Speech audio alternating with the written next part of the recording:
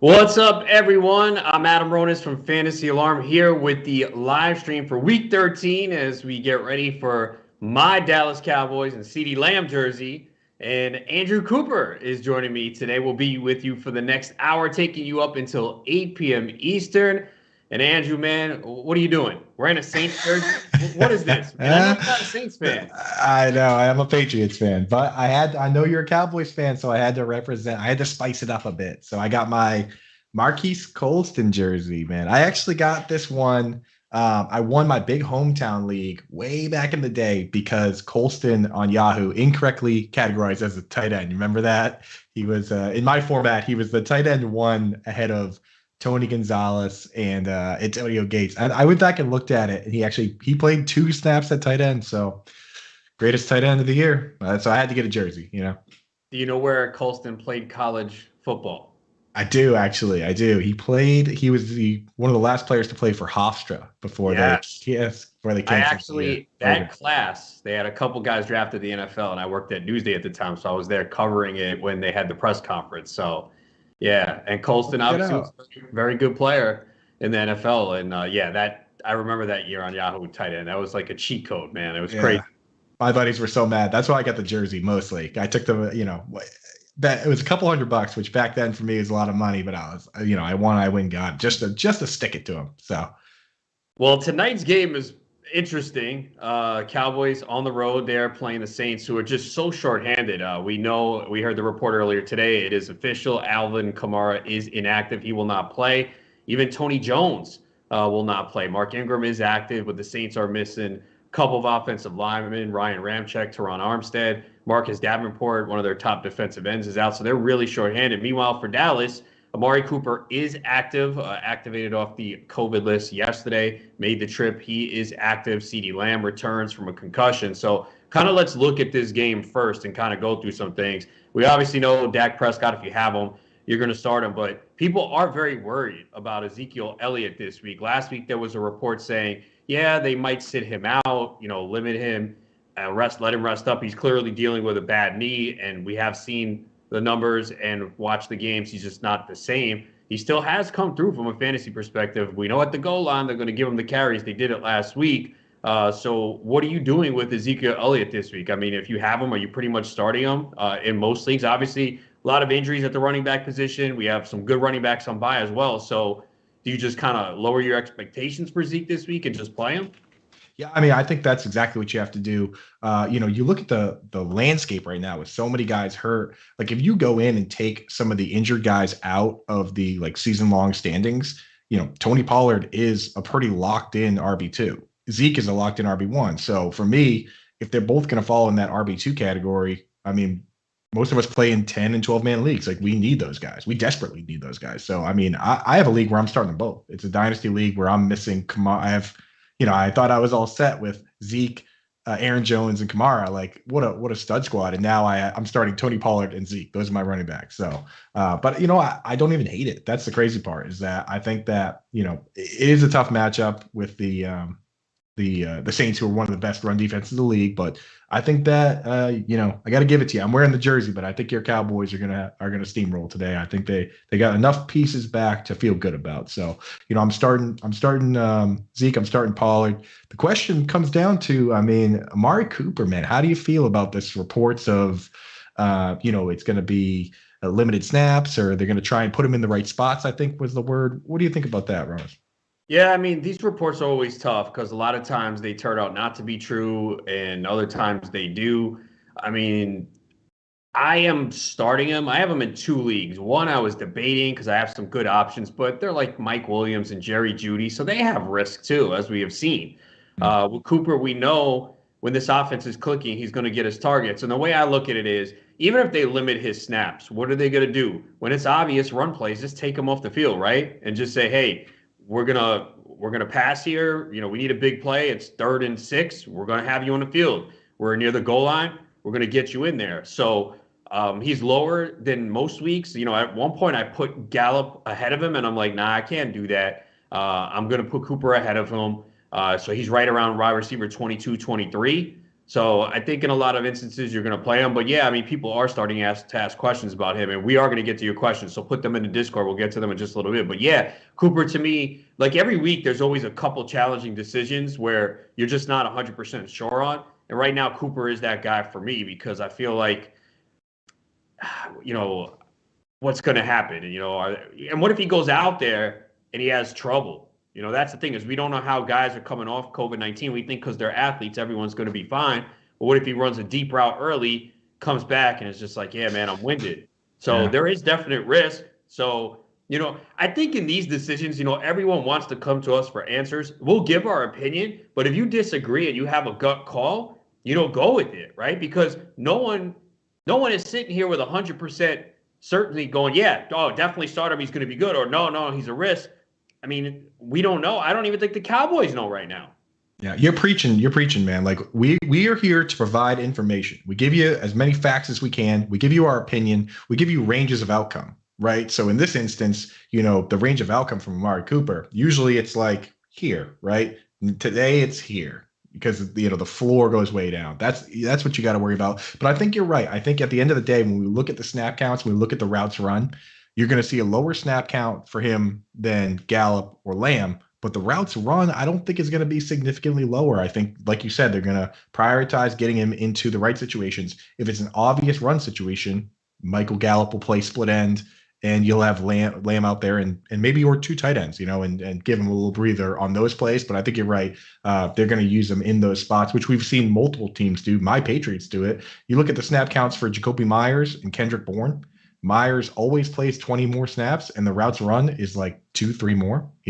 Bourne isn't a good blocker, and they know that, So I think you're right there, and I think unless you have somebody that's a stud, you go with Amari Cooper because I mean you look at guy you mentioned like Mike Williams. I mean 5 targets, 2 catches on those. Last week he got a little more, but are you going to get much better at him? So definitely you got to look at your own lineups and do yourself a favor, put the question in the chat. We'll tell you our thoughts on it. Yeah, I mean, someone already asked me, like, do I play Cooper or like Desean Jackson or Allen Robinson? Like, come on, like that's just overthinking it.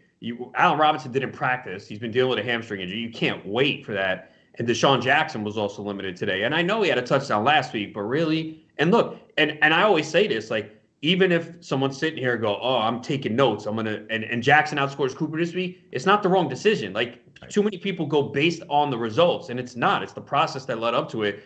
No one is going to be 100% accurate, never. But I'm going to play Cooper over those two guys every time. Yeah, that's the $1 scratch ticket analogy for me, right? You go out and buy a $1 scratch ticket and you hit for $200. You're still an idiot. You know what I mean? Like, right? The next 1,000 you buy, you're probably not going to win anything. But you know what happened? Right. Oh, I won. Now I'm going to win again. No, that's not how it works. Yeah, we play the odds. You play the odds. You put yourself in the best position to succeed, man. I think I'd rather get 20 snaps from Amari Cooper than half a game from Desean Jackson, just based on the boom bust potential of a guy like that. He's banged up. I mean, but again, we can get into specifics when we get into the questions there. So yeah. What about Michael Gallup? I mean, I have him like wide receiver 3. Like, I have him in a few leagues. I'm not starting him. I could see some situations where people, are in a deeper league or kind of desperate. So I do have him ranked right around in the 30 to 35 range. But in the leagues I have him, I'm not starting. I mean, one, I have CeeDee Lamb, so I'm playing obviously Lamb. And the other ones, I actually have a couple of good options. I mean, I guess there's one where I can kind of debating between Gallup and Beckham right now. But the Rams are in a smash spot, man. They got the highest implied total of the week. They beat up on bad teams. Their combined wins, the record of the opponents they beat this year, 20, 37, and 1. They can't be good teams. And if you see last week, right, they all played like 60-plus snaps. There was no one else. It was Van Jefferson, Beckham, Cooper Kupp. Higbee's out there, but not getting a lot of targets. So, and Beckham did have the touchdown last week. I know he's a little banged up and on the injury report, but, I mean, Gallup, to me, not a must start. I mean, there could be situations where you need him. How do you feel about Gallup? Yeah, I mean, so like with a team like the Rams, like you got to look at the narratives of what these teams are like this. And who did this exact same thing is the Buccaneers. When Brady came in, they just beat up on everybody and played to the fullest because you need those reps when you're trying to get this team to congeal. New quarterback. Now you got Odell Beckham coming over, he's only got 2 games with the team. Like they're going to go full reps against everybody. They're not like, for instance, like the Chiefs, where if you're winning big, you rest the guys. Everyone knows everything. You want to get these guys reps. So I agree. That's not a team that takes the gas off, even if they're crushing teams, because these guys got to learn the offense. For me, Gallup falls into that category of you got this. He's a super safe guy, right? And you love him if he's your 4th wide receiver, because if there's an injury or a bye week, you plug him right in there. You feel good about it. But again, like you said, if you have better options, you go that way. I mean, the targets have been there, 10, what do you have, 10, 8 the last couple of weeks? I was looking at it before, pretty good. But again, he's not a CeeDee Lamb that's going to, do a spin move and, break one off and then throw the peace sign up and get a 15-yard penalty. It's like he's just not he's not explosive that way. He's still bitter over that game against the Rams. CeeDee Lamb went in overtime. And he got fined for that because it was the last play of the game, man. Exactly. Yeah. Hey, if you're gonna do it, that's the time to do it, man. I know. I don't hold the grudge. That was cool. Here's the thing: cool. If I'm the defensive back too, I'm not mad at Lamb. I'm mad at myself. He beat me. You know what I'm saying? Like, yeah. And as a football fan, I love that stuff. It's like I get over it. So like for a while, like the Steve Smith ice up son stuff, I was salty, and then now I'm like, you know what? That's funny. Yeah, man, that's how it should be. Let these guys have fun. I mean, me and Howard Benner had a pretty heated debate on taunting. We're on opposite ends of the spectrum. He thinks it's needed in order to, prevent fights. Look, as long as you're not disrespectful in someone's face, and I found some of these taunting penalties that were called this year. There was the Buccaneers defensive back who, at the 3-yard line, backpedaled into the end zone, didn't flash the peace sign, nothing. They flagged him.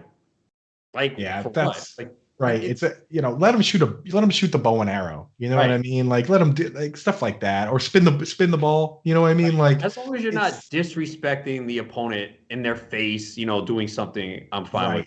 Right. If I think that it should be the way it used to be, where it's like if it's in their face and the refs can hear the guy saying something disrespectful and the whole aura of it is disrespectful. I like letting the refs have that, like the way it used to be. You know what I mean? Where they have the call on that. Now where you're expected to call it under any circumstance, it just gets out of control because it's the whole game is pretty disrespectful, man. You know what I mean? Like in general, it's a trash talking game. I don't know if you saw this a couple weeks ago. Someone on the Lions got flagged for talking about Jadeveon Clowney's mom. The refs heard it and they flagged him. So see, that's the kind of stuff that I think that if you're in the guy's face and you're talking about his mom and it's getting really nasty, then okay, it's like that's unsportsmanlike behavior.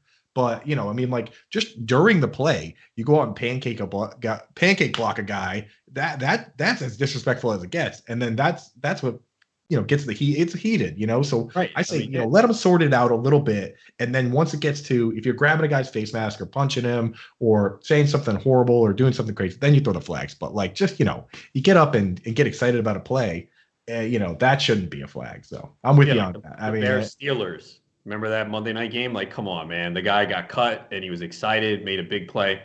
But yeah, I mean, it's just ridiculous. It's tough, yeah. But I think that a lot of people, I think we've heard some coaches speak out and say, I was part of the committee that wanted this, and now seeing it in action, I understand that it's not the way. So I'm sure they'll. When it's going to become a big problem when it's in the postseason in a key spot, or some people who are on one side of a bet lose it because of that. That's when it's going to even get more attention. It really it has so far. The roughing the passer calls have absolutely been brutal, some of them. I mean, it's just insane. So once it happens in a big spot in the playoffs and cost the team a game, that's when you're going to see people go nuts. Let's look at the Saints side for tonight. Taysom Hill starting at quarterback, but he's been dealing with plantar fascia. We know part of his game is running. Also, the line, 2 offensive linemen out. Not a good wide receiver core. No Adam Troutman in injured reserve. So not a lot of weapons here. We know what running quarterbacks can do. I have Taysom Hill ranked on our Fantasy Alarm weekly rankings at 16. So I don't think he's a must start. How do you feel about Taysom Hill tonight? Hey, I mean, Taysom Hill is. I'd feel better about Taysom Hill and the running backs if the linemen were playing. I mean, I think a lot of people aren't grasping this lineman situation we're talking about. I mean, I was checking it out before, and Ryan Ramczyk, he's a guy that was the number 2 run blocking lineman at any position in the league per PFF in 2019. The year before that, Teron Armstead was number 4. So like these guys are no joke. This is the team. This is like your Cowboys last year when they didn't have Zach Martin, they didn't have Tyron Smith.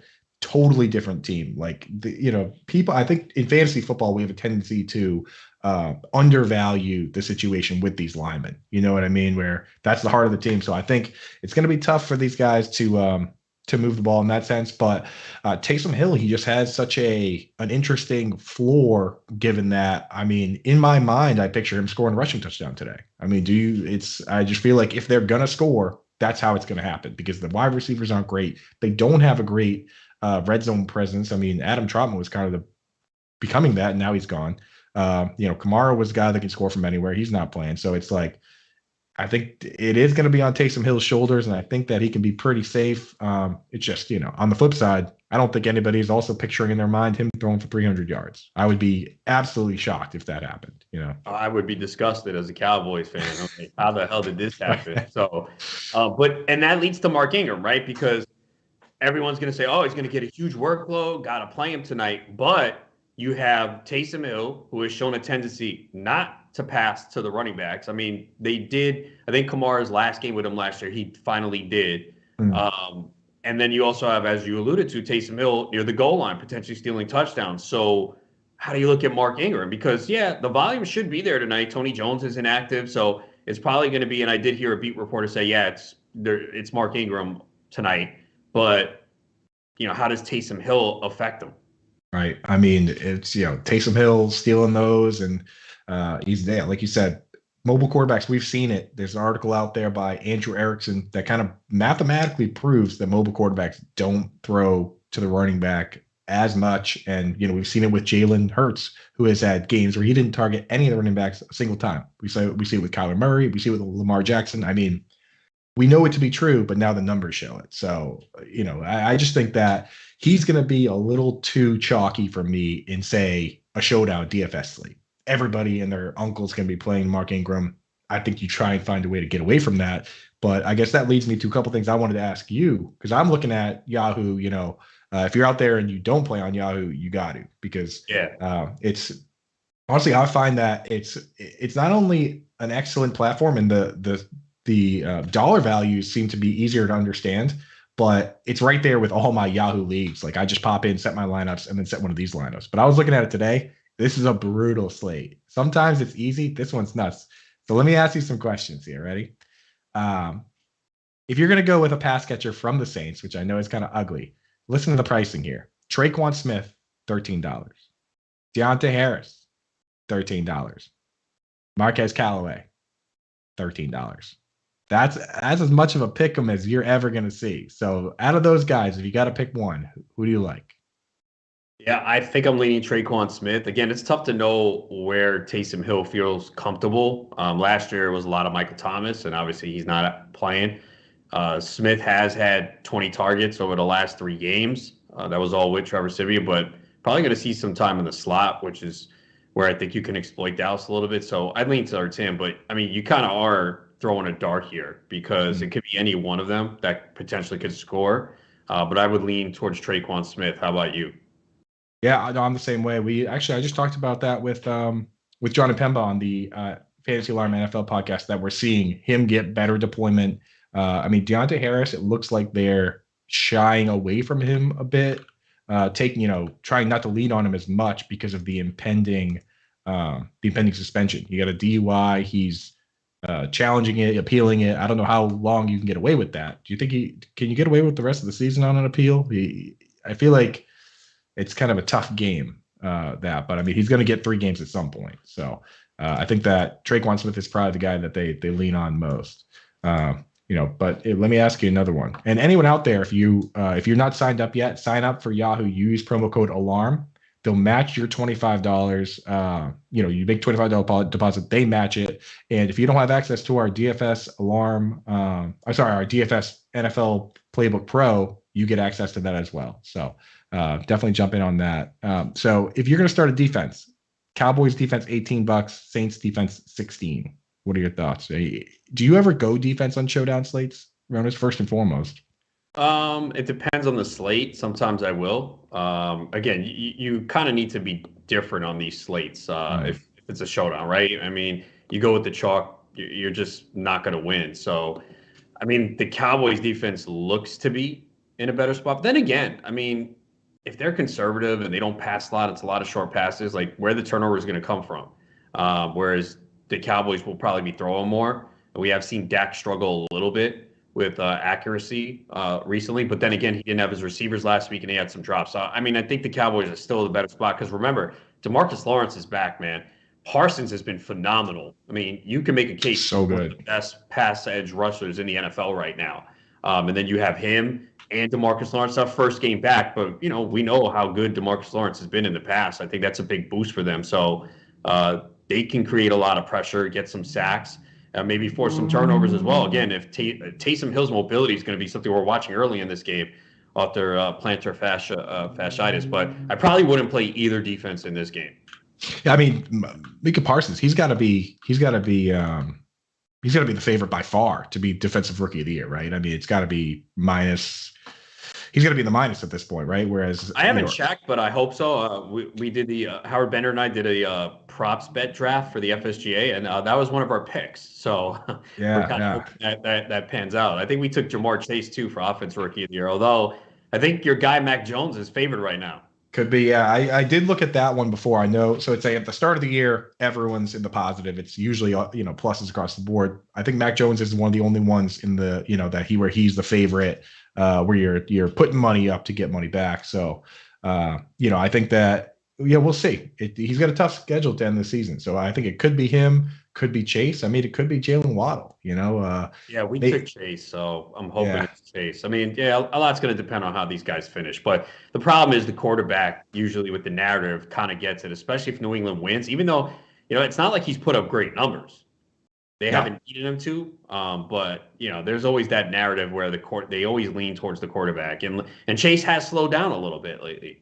Right. Yeah. And it's like they lean on wins, they lean on that stuff. And I swear they lean into draft capital as well. And like what people think, of this player moving forward, because like James Robinson was never even in the discussion as an undrafted free agent. I think they want to look back at these and say, oh yeah, we were right about this. This guy had a great career. So I honestly think the committees do a little bit of leaning into that. I mean, honestly, just based on what I've seen, there are some players out there, other positions that should be in the discussion, like the Chief center Creed Humphrey.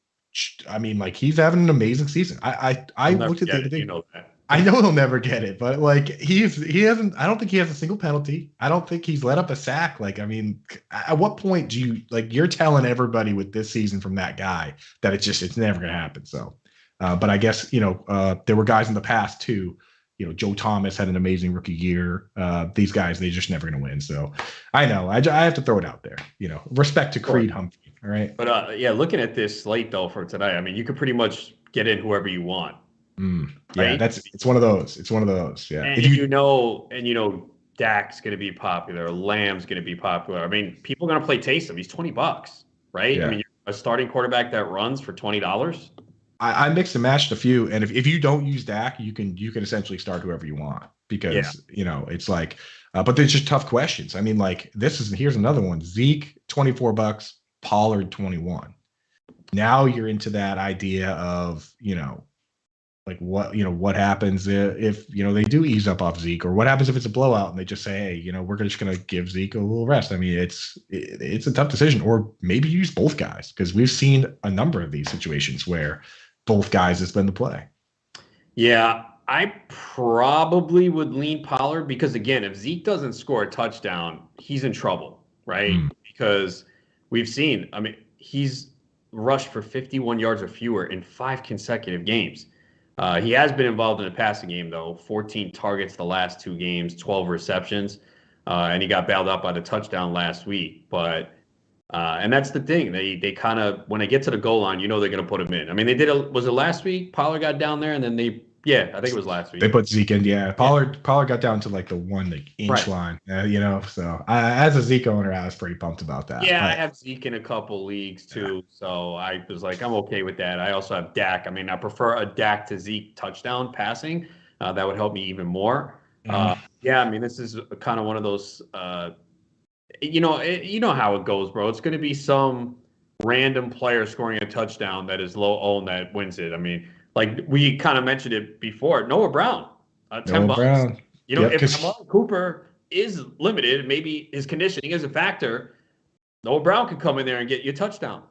yeah, and I think people don't realize that like the Cowboys, they've done a good job of transforming the offense into more fluid, right? Like CeeDee Lamb last year played 94% of his snaps at the slot.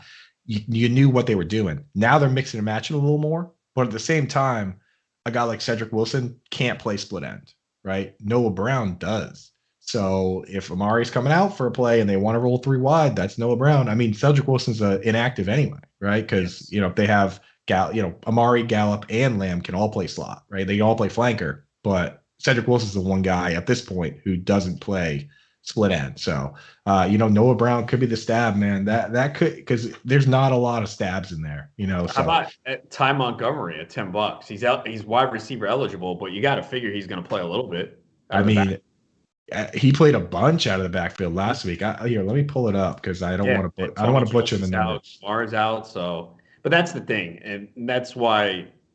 That's kind of where you're looking here. I mean, can you see Jawan Johnson, Nick Vannett? You're the tight end guy. I know. So yeah. So the crazy thing is, I was like, start Nick Vannett on Thanksgiving. Don't start Jawan Johnson because I'd seen the numbers from before. Then this is the whole thing about process versus results. The results were there. He scored the touchdown. It turned out that the process was wrong. Nick Vannett only ran 5 routes. One catch. There's one catch went for a touchdown. So it was like it ended up being, I obviously victory lapped it and all because it worked. But Juwan Johnson is the guy. If you're gonna start one, if you're doing a contest where you have to start a tight end, you should probably start Dalton Schultz. But if you need to save money, to start Juwan Johnson over Nick Vannett. Nick Vannett is not a start in any capacity. Even if he scores again, it's such a low upside play. And in the meantime, I pulled up the numbers. Ty Montgomery played 25 snaps out of the backfield last week. So when you have Kamara out and Tony Jones inactive, I gotta imagine that he's gonna have a few of those. So yeah, that could be a sneaky one. Yeah, I mean, again, what you're looking for out of those plays, you just need them to score a touchdown and low owned and. That's why I don't love these showdown slates. It's just kind of random. I understand why people do it, but I'd rather place up wagers on the game instead and player props where it's more in your control. You make the decision. Right. It's like picking these random guys to score. People see that, but the thing with the player props is it's 1-for-1 bet, so you're paying juice. People see the leverage. There's leverage in DFS, so that's why it's like play your props, but it is fun to put one in there knowing, okay, it's kind of like a big props parlay where it's like, I can win $1 million. I can win $100,000 today by picking 5 players, and I know there's some guys in the Fantasy Alarm crew that do love it. I shout out to Petey Stitz.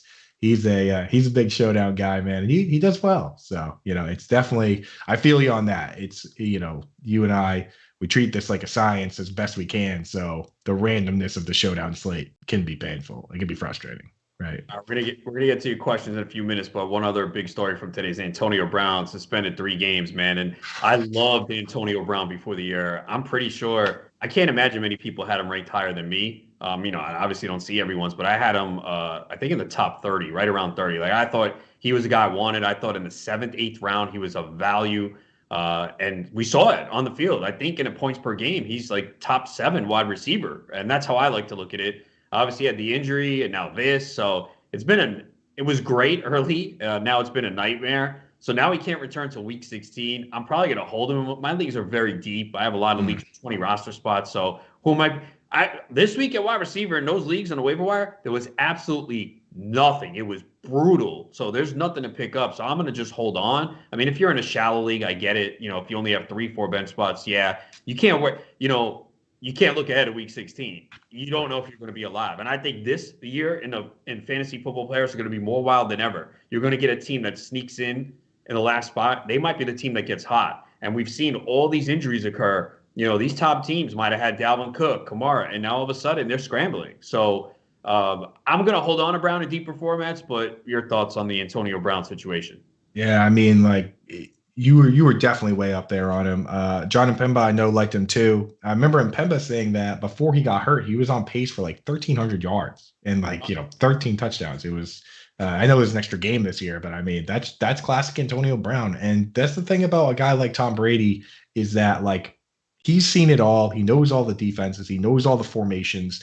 Half the time he gets to the line and he already knows he's going to throw a touchdown pass to Rob Gronkowski, before the play even starts. You know what I mean? So that's the same thing with Antonio Brown. Like if you know that you can hit him with a timing route and he's going to catch it, like that's what happens. You trust the guys that you trust. So, I'm definitely holding on to him. I honestly, it's got to be real shallow for me to go away from a guy like that, or maybe I'm in dire straits and I need to add somebody for bye week crunch or something. But for me, I'm holding on to him, because he's honestly he has never not been good. You know what I mean? Like when he plays, he's very good. Last year, he scored a touchdown pretty much on average, a touchdown per game. The one game he played for the Patriots, he scored a touchdown, and before that, he was the PPR wide receiver for 4 years in a row, straight, bing, bang, boom, boom, 4 years in a row. I went back and looked at it. Not only has no running back been the number one running back overall in PPR in back-to-back seasons, no one has done it twice since, I think, Priest Holmes. Like, it's so rare for somebody to be the best player at their position, and he did it 4 years in a row, and he's just good. So, I mean, I'm holding on to that guy. You're not going to find... There's one other recently, Travis Kelce. Oh, that's right. At tight end. Come on, you're the tight end guy. How you sorry. You forgot. It's all right. Sorry. I failed you. So, nah. All right, let's get to some questions. We got to cut this out so Howard doesn't see it. He's on air. He's not watching. That's right. Good. Let's get to some questions. What do we got in Discord? Let's help people out because obviously this is a critical week, so we want to help people. We're doing our best. It's a critical week for us too, man. I have a couple RT championship leagues where this is the last week of the regular season. One I'm currently in. The other one I'm currently out. Need a big week. So we understand this is a big week for a lot of people, season on the line. So we're here to help. Right, exactly. And that's the thing with these takes is that we are giving you exactly how we feel, how we play them in our leagues. Because I always say that. I've said that for years. When I give advice, I treat it as, okay, this is my team with a lot of money on the line. What would I do? Right. It's like, I have people come back to me sometimes and like, why'd you tell me to start this guy? It's not like we get off air and we're like, hey, we totally tricked that guy. You know what I mean? Like, we want you guys to win because when you win, we win. You know what I mean? This is a family here at Fantasy Alarm. So we're going to do our best here. Let's get into a few of them. All right. So we got Matt Dackle here. He says he needs 3 in a PPR. He's got Zeke, Darrell Henderson Jr., Javonte Williams, and Tony Pollard. Says he's a little concerned about Zeke's workload and the injury for Henderson. So, I mean, who you got? Who's the lock, the first guy that you're definitely playing? Henderson, Zeke, and see, this is where the Thursday night game is a problem because we heard a report today that Melvin Gordon is 50-50 to play. Obviously, Javonte Williams skyrockets, right? We've been waiting for this. We've seen how good he is, but Melvin Gordon has cut into his workload. The Chiefs' defense has improved, but I don't care. Javonte's a great start. So, I mean, ideally, I want to say Javonte, Henderson, and Zeke. I hope you have another back just in case Henderson's the iffy guy right now, right? I mean, Sean McVay said he's going to play. I haven't seen any practice report today for the Rams. I know he didn't practice yesterday dealing with the quad. It is Jacksonville, but I don't think the Rams are in a position right now where they go, oh, we can sit him. We got this game. No.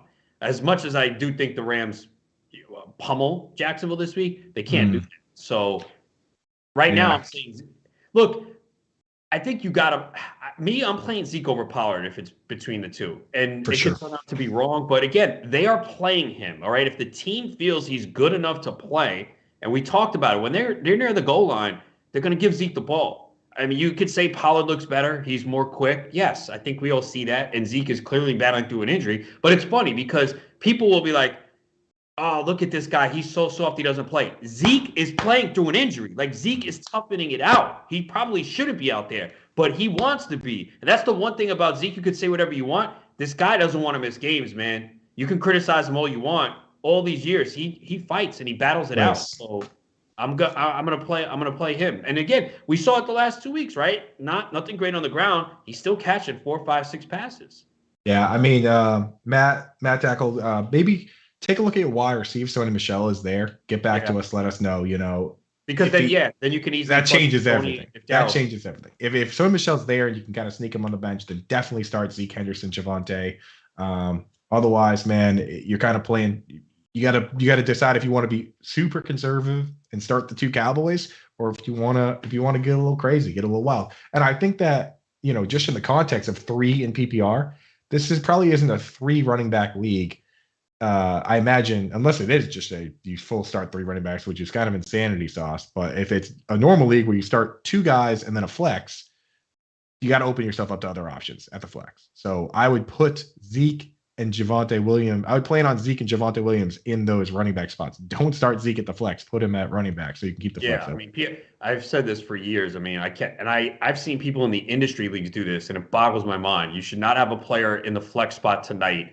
You put him in a running back or wide receiver. You got to leave yourself flexibility, especially with the injuries, COVID-19. I mean, it seems like common sense and obvious, but hey, I remember we talked about it. Fensty and I were talking about it Alarm After Hours, and someone called up and said, "You know what? I made that mistake last week. Thank you." And look, we're not here to bash people because there are some people maybe who are only doing this for the first and second year. And they don't know these little details like we do. We assume, hey, this is obvious. Right. Some people don't, and we're here to help them. Obviously, the veterans, you guys know, but that's the one thing you have to remember as an analyst. There's a wide range of people who play this game, and it's sometimes difficult. We got people in 10-team leagues, 12, deep dynasty leagues, 16 teams. It's a wide range, and we're here to help everyone.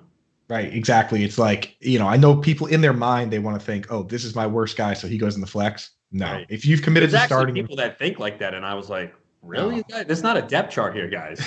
Yeah, if you've committed to the guy, get him in a running back or wide receiver spot. I think it was the day that Nate Burleson broke his arm, like protecting a pizza for, stopping short, that I was like, anything can happen on any of these days. You know what I mean? So, just especially now. I mean, we've been fortunate. I don't recall any COVID issue on a Sunday game day, right? Not yet, but I mean, it's getting cold. We're seeing more things pop up. So you have to be prepared. I mean, I'm hoping that it doesn't happen, but anything is possible, and you have to be prepared. Yeah, it could happen. All right, got the next one here. We got half PPR flex. So half PPR, Ingram tonight or Jamal Williams with no DeAndre Swift. Oh, Jamal Williams. Again, just the workload is going to be massive. He can catch 4 or 5 passes. Again, the worry with Ingram, because I know Ingram's getting a big workload too. Again, it's the Taysom Hill factor. Is he going to throw to Ingram out of the backfield? And Taysom Hill's going to steal some touchdowns. So I understand on the flip side, well, it's Detroit offense. They're not going to move the ball well, but we've seen it. Swift do this all year, and Williams is far from the player that Swift is, doesn't have the explosiveness. But we saw last week. I mean, Williams had 12 points in a PPR. We're going to take that of a running back right now. And if he finds the end zone, could be a big week. And they are home in a divisional game.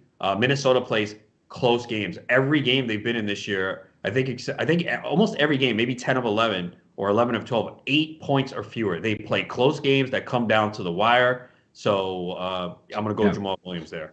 Yeah, and I think in terms of against the rush, the Vikings are one of the worst teams in the league. Yeah. DVOA. I think if they're not in the 30s, they're like 29 or something. So I'm fully in agreement with you, Ronis. I'm starting Swift. We talked about the the lack of the 2 tackles are both out. Backup tackles on both sides. So I'm there with you. Next question here, and guys, do us a favor. I know that it's a lot of people do a good job of putting half PPR, full PPR. If you got a quarterback question, try and throw in there whether it's 4-point passing or 6. It does have an effect to a certain degree, especially in a question like this. So we have one. He didn't specify on this one. It's Jalen Hurts or Russell Wilson this week. To me, it's Jalen Hurts. I don't even think it's close at this point. I know Hurts is dealing with that ankle issue, but this is a great matchup against the Jets. Jets are terrible against the run, and Hurts had a bad game last week, although his receivers, especially Jalen Reagor, did not help him. Should have had a touchdown late that would have boosted his game. And I understand he's not a great passer. He's very reliant on the rushing yards, but this is a game that the Eagles need,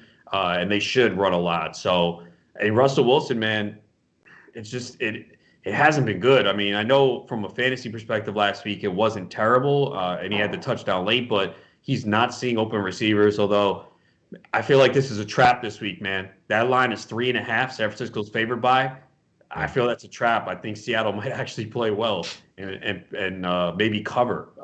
It just seems too easy, right? Yeah, You look yeah, at the way yeah. San Francisco's played and Seattle's played, it's a divisional game, and I understand how bad Seattle has looked, but I'm playing Hurts over Russell Wilson. Yeah, I'm with you there. You take the implied line, with the Eagles supposed to beat up on the Jets, and you just go Hurts there. I mean, I think Russell Wilson. There's no way he's 100% right now, so you steer away from that. And just a reminder to people, if you're watching on Twitter, first of all, if you're watching on Twitter, click the Fantasy Alarm account, and you can actually hit the notifications thing. It'll tell you whenever we're going live. So we do this on Thursdays before the game. We do it on Sundays before the game. We answer every question.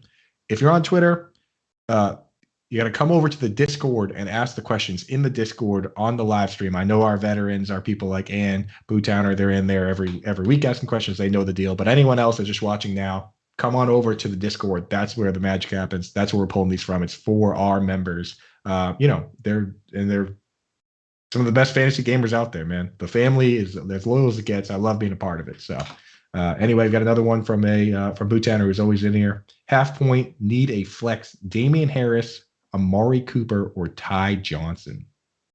Oh boy, I guess it comes down to Cooper or Harris here. What do you? You're a Patriots guy. Yeah. I mean, they're basically alternating drives at this point.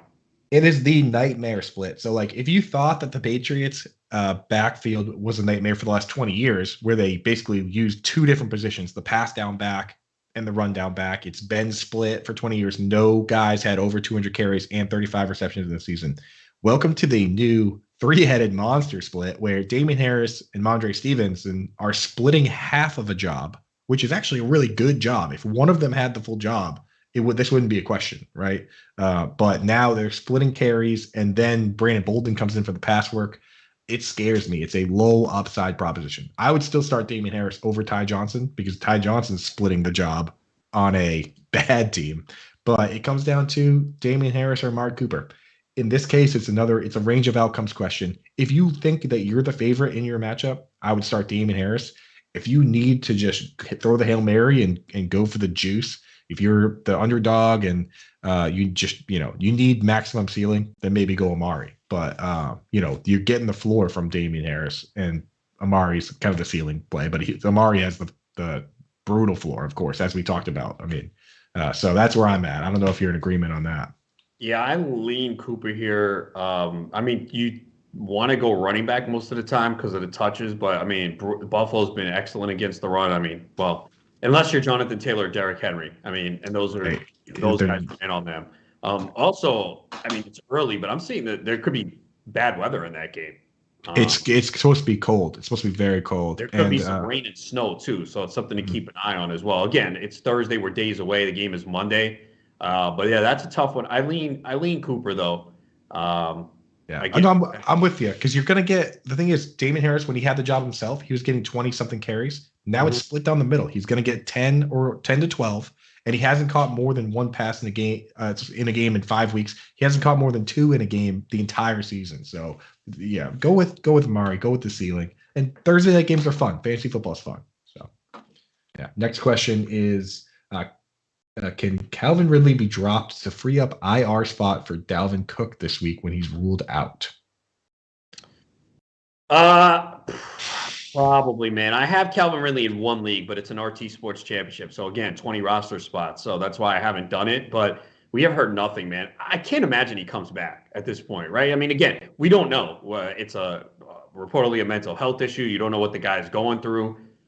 But I can't imagine that he comes back this year, or that he's ready to play. Because I mean, the game plans change, everything changes. I mean, how close has he been to the team? Does he even know what they're doing right now? What's going on? He's going to come back slow, I think too. So I'm with you. I mean, unless there's an amazing player that you need to have, just keep the two guys you have. I mean, who out there on the wire has better upside than Dalvin Cook and Calvin Ridley? So, all right, full point, need 2 flex, 1 wide receiver.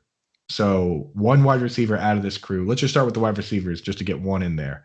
Jamar Chase, DK Metcalf, Devonta Smith, Adam Thielen. So just need one of those guys.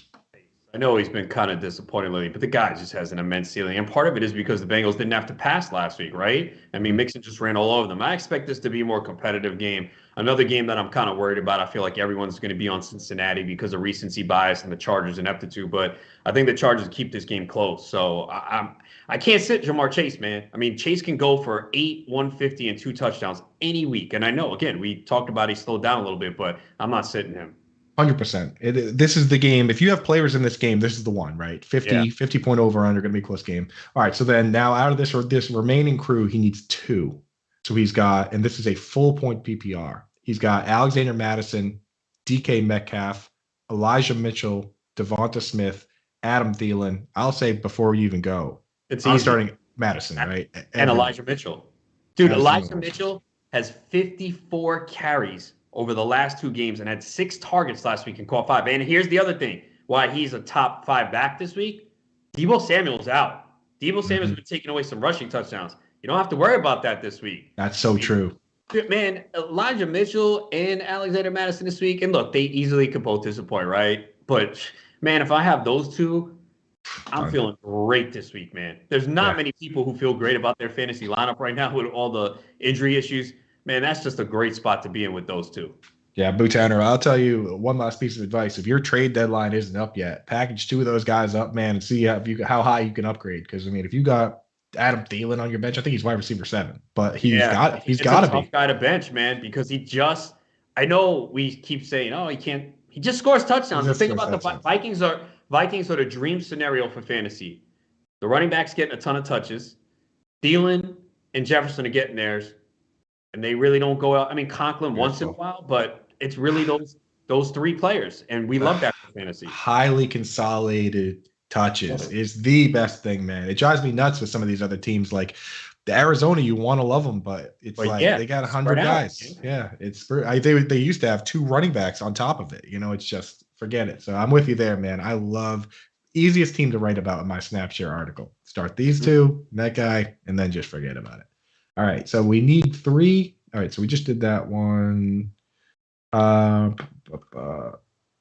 think we already answered that was us twice. All right, full PPR, Dawson Knox or Dalton Schultz. I have Dak as QB. I'll take this one. I'm deep in the tight end stuff, and the Patriots have not let up 100 receiving yards to a tight end in a game since 2018. They've played Travis Kelce 7 times, and he's never cracked 100 yards. And he's only cracked 70 yards 1 time. This team knows how to shut down the tight end. Kyle Van Noy is, I think he's the 3rd graded linebacker against the pass. Adrian Phillips is like the 4th safety. For me, pair Dak with Schultz tonight and just be happy that you have that combo. You know what I mean? It's big points if they connect. So that's where I'm going this week at least. I know Knox is a touchdown machine. You'll have plenty of opportunities to start Knox in some of these other games, but this is a Schultz week for me out of those 2. So I always look at this, though, and you're right. New England's the 2nd fewest fantasy points tight ends. They haven't faced anyone good, though. I know they haven't, but Dalton Schultz, best game of the year against them, 5 for 79.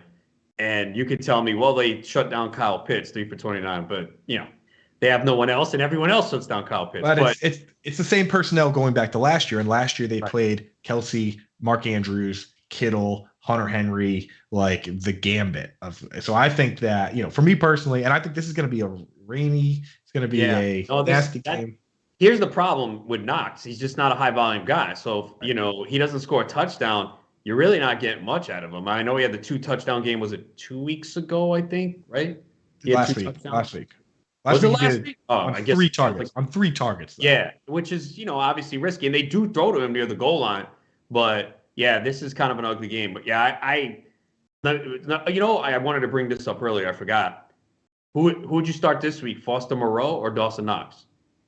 I'm starting Dawson Knox. Foster Moreau is just a guy that the thing with him is they've had such trouble finding pass catchers. How come he couldn't carve out himself a role? We see all these teams that use multiple tight ends and they can carve out roles. Why does this guy have 12 catches this season? Like he can't be better than Zay Jones. the 1 week Waller did not play. He played every snap and caught six passes. Targets, 6 passes. I know. It's tough, man. This is what I deal with, man. This is what I deal with. You know what I mean? It's like, who's going to cover who? You know, are they going to take Diggs away? Like, okay, so then I think for DFS you're fading him, right? Because he's going to be popular and cheap. Popular and cheap. Yes, yeah. Fade him. I'm fading him DFS, but you know, again, it's if you're desperate, Moreau's not a bad start. But again, you know, it's like he's just not a guy I was prioritizing on waivers because, you know, he's also kind of just a Band-Aid. Waller's coming back. Like, if you spend a lot of money on Ricky Seals-Jones, where's that money now? You know? Well, he helped you out for the time you needed him. He did. Well, and the other thing, well, again, I did spend on him in the RT Sports Championship because next week's the last week of the waiver wire. You know, in the high-stakes leagues, that next week's the last week. So you're not saving the money. And I think my tight ends in that league were Cole Kmet was one guy. So I was like, all right, I'm going to get Moreau. Yeah. I mean, again, you know, it's not a bad spot for him. It's just I don't know. It's hard for me to like a guy like that. I love when guys that are super athletic jump into new roles. You know, like I would love to see David Njoku become the starter with Austin Hooper out. But I mean, David Njoku's carved out a role for himself.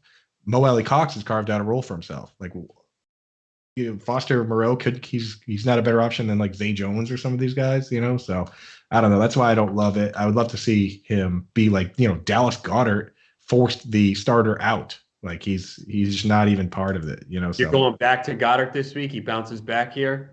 I think so. Big time. I mean, Eric Kendricks is just rough he's been so good this year, and it's all matchups with tight ends, you know? And that's the part that's crazy is like a team that plays the Broncos, they might put Justin Simmons on the tight end and he erases them. But if they have better pass catchers, they put Justin Simmons on somebody else and the tight end does well. It's like, you know, it's a thankless job, this tight end game. You know, but we could play tight end roulette forever here. We got only 8 minutes left until 8:00. So let's see if we can rapid fire some of these pups.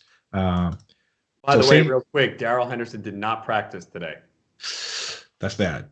Wednesday's the day you get off. Thursday's the day that you're supposed to practice. So, you know, you might want to. Obviously, Friday's key. Again, McVay said the other day he's going to play, but we know these coaches sometimes don't tell us the truth. Right. Yeah. It's.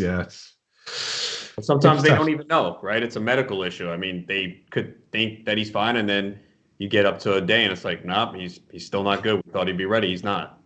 Yeah, I mean, sometimes they just say, you know, you don't play on this playing surface all year, right? You go to Raymond James Stadium, and it's grass you don't play on anywhere else. You put on your grass cleats and try it out, and that's when you find out, you know? So it's like some of these guys, we're not going to have an answer. That's why if it's a flex spot, right, like we talked about, if it's flex and you can put a wide receiver in there, I say go for, you know, go big and wait out on Darrell Henderson. If it's a league where you have to start 3 running backs, like he said, I need 3, then you definitely start Tony Pollard because everyone's probably got 100 running backs on their roster. So let's see. More fantasy relevance this year. Calvin Ridley or Antonio Brown? Do you have a roster spot for one, Ronis? Ridley or AB?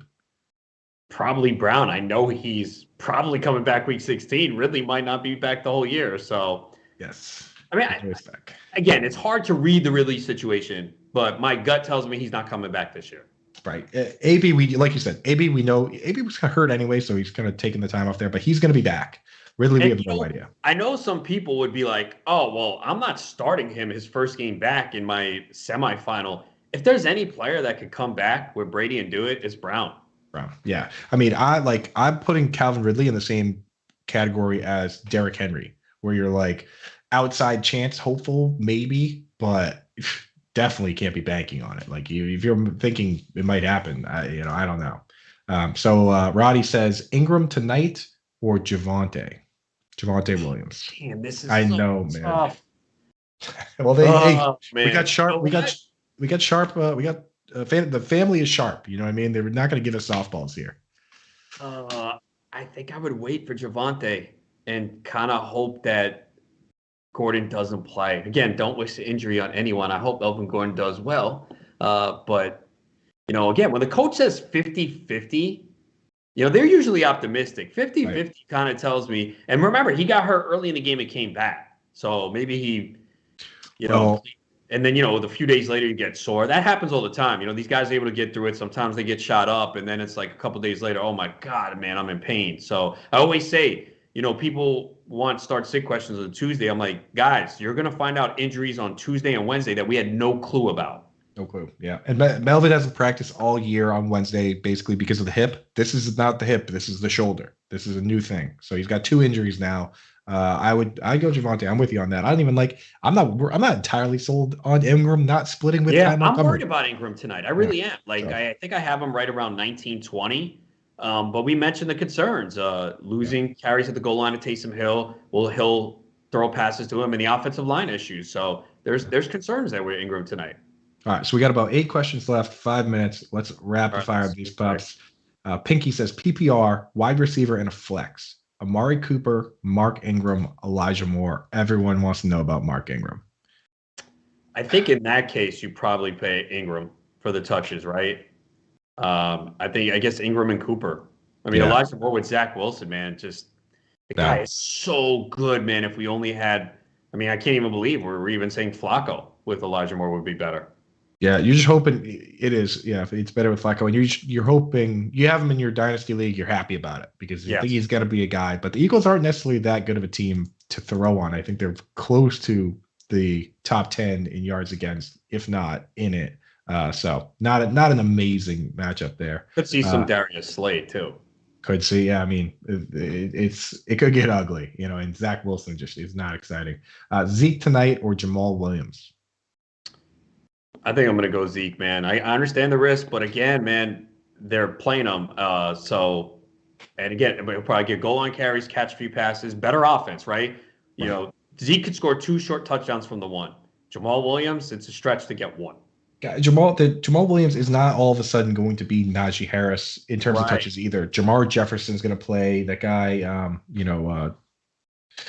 his name's Godwin. Yeah, Godwin. I can't pronounce it, but those guys are going to play. They're going to play plenty. So Zeke is the guy.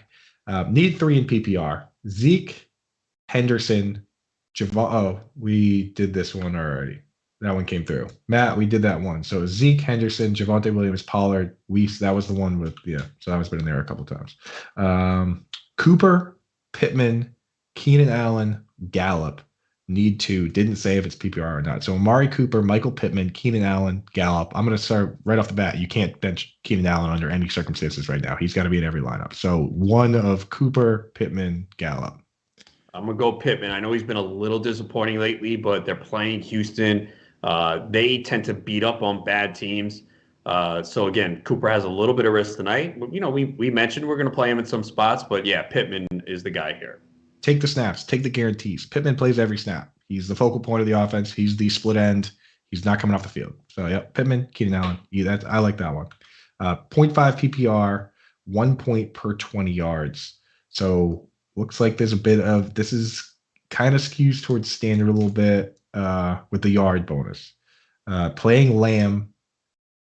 So Lamb's in. He's got to pick one of Gallup, Cole Beasley, or Van Jefferson. Comes down. I'm going to go Van Jefferson, man. He's been good. Again, we talked about how they pretty much are playing 3 wide receivers all the snaps. Beckham did not practice today. Could be maintenance. He's obviously been banged up, has the shoulder, the hip now. But yeah, Van Jefferson, man. You mentioned it up top, and I completely agree with you. The Rams are one of these teams. They're not going to take their foot off the throat. Maybe in the fourth quarter, but even early in the fourth, they need it too. They need to get this confidence going. Van Jefferson's look good, and Jacksonville's, I think, last in pass DVOA. So, yeah, give me Van Jefferson. Yeah, the snap consolidation on that team is insane. 10 of 11 guys played 61 of 62 snaps or more. So it's like they basically just rotated Henderson and Sony Michel. Like, they got their guys. I know you worry about the drops or whatever. Drops only matter if they stop throwing you the ball. The guy's gotten 7, 6, 7, 7, 9 targets. Van Jefferson, I'm in on him. There was a certain point I was not, and then you can't pretend like they're not doing it. They got the same guys every play. PPR, I have Scott. Should I drop Stevenson from the bench instead of Scott to pick up Miles Sanders? Yes, he was dropped in case Sanders doesn't play. So this is a bench situation. He's got Boston Scott, and he wants to know if he should drop Roger Stevenson for Miles Sanders in PPR. I'd rather have Sanders right now, as frustrating as he's been. I wouldn't want to drop. Here's the thing. I've said this numerous times too. You really don't want to cut running backs right now. I would find a like fifth, sixth wide receiver because as dicey as it looks for Stevenson now, if something happens to Harris this week, I mean, Stevenson just becomes someone you want to play every week. I mean, we saw it when Harris was out, right? So ideally, I don't want to cut Stevenson, but you got to go get Sanders. Yeah, you got to. I mean, he's talented. He's more talented. I'd rather have Sanders than Scott. I'd rather Sanders than all those guys. So, and this should be a week that he goes off against the Jets. I know it's been frustrating, but so you got to look at each week as a new piece of the puzzle, and that's the problem in this game. We have recency bias. Oh, but Sanders disappointed last week. Well, he got a little banged up. Scott has a history of, for some reason, of just always scoring on the Giants. But this Sanders appears healthy. I think he put in a full practice today, so you got to go with him against the Jets. Jets can allow Sanders and Scott to both have big weeks this week. Yep, fully agree on that. Okay, 8 o'clock. We got 3 questions that are in here now. We're going to knock these out. 6-point passing, Hurts or Wilson. So, okay, we answered that. It was 6-point passing. We want Hurts no matter what. So we're already in on that. The guy with the Zeke question said that Sonny Michel was already snagged, and he's weak at wide receiver, so I guess he's got to start those running backs. I'm holding out for Darrell Henderson. Sometimes it's fun when your back's against the ropes to just grab somebody off waivers or pivot to a crazy wide receiver. Get to start those guys off your bench. So I like Darrell Henderson. That's where I'm going on that question. We have 5 bench players. My 5 guys are Thielen, Goddard, A.J. Brown, Devontae Smith, and Metcalf. Good God. Full point PPR, Gronk or Goddard? Gronk. Can't bench Gronk. Can't bench Gronk right now. He's too powerful. He is the big. Forget Mark Andrews. Forget Dawson Knox. He is the biggest threat to score a touchdown in any given week. And with tight ends, how rare any of them crack 60, 70 yards. Those 6 points are everything. So you got to lean into it. You got to lean into a guy like Gronk. And then, all right, last question here. Would you drop AB for Van Jefferson? I've got Debo, Kupp, Ayuk. Yeah, that I would. I think you got to get Van Jefferson right now. We mentioned, hold on to Brown if you can, but if you can get Van Jefferson, who is locked into a solid role, as you mentioned, playing like pretty much all the snaps, you got to do it. Right. If Debo was healthy, maybe it'd be different. But I mean, you're man down for a couple weeks now, and your team's a wagon. If you have Debo and Kupp, man, what great job drafting, man. I mean, you hit the two needles there. So good job.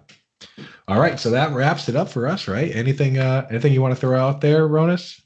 No, man, just make sure you come back to fantasyalarm.com. I update the rankings daily. Obviously a lot of injury news on Friday, so I'll make some adjustments. They are updated for tonight. So hoping my Cowboys can get a W and all your fantasy players get the necessary points you need to start off the week right. It's always nice to get off to the start on Thursday. And even if you're down like 30 after tonight, it's not a big deal. I've seen numerous teams come back. It's one game. Yeah, you know what? Even though I'm wearing the Saints jersey, I'm pulling for the Cowboys, man. Something about the way that they hate the Patriots. The Cowboys have kind of been my NFC team. It's like they hate us because they hate us. So I like the Cowboys, man. I'm pulling for you guys. So good luck tonight, buddy. All right, thanks again. I want to thank Andrew Cooper filling in tonight. It was a fun hour. Again, check us out at fantasyalarm.com, dfsalarm.com for all your needs. I'm Adam Ronis with Andrew Cooper. Good luck tonight. We'll see you next week.